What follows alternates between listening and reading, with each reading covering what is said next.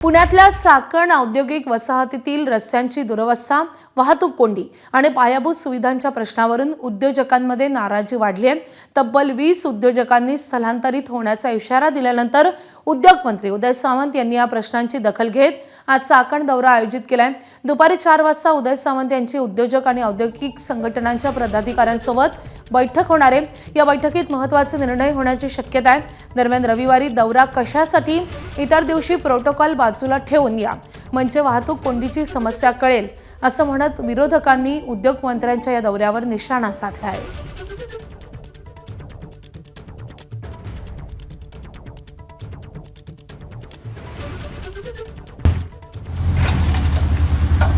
उद्या उद्योग मंत्री उदयजी सामंत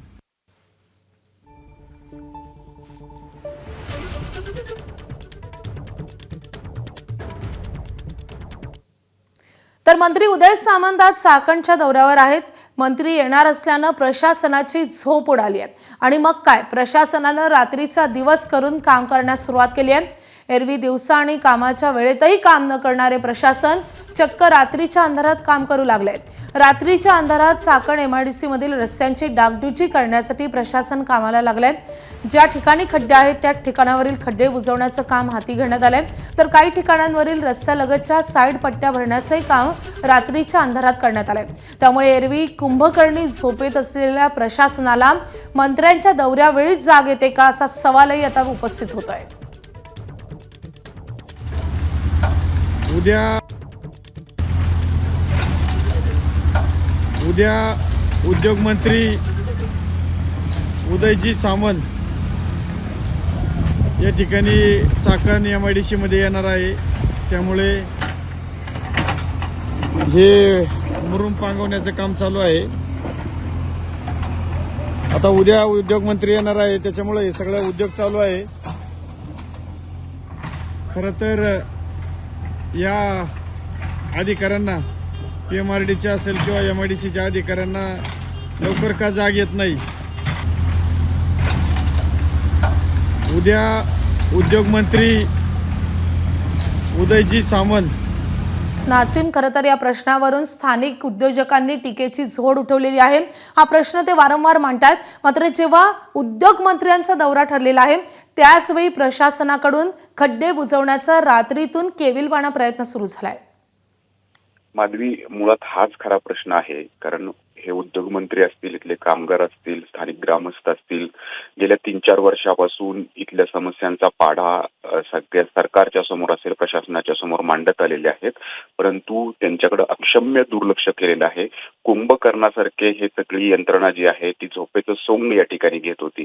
आज उद्योग मंत्री उदय सामंत सायंकाळी 4 वाजता याच चाकण एमआयडीसी मध्ये येणार आहेत आणि म्हणूनच ही यंत्रणा रातोरात सगळी कामं करण्याच्या प्रयत्नात आहेत।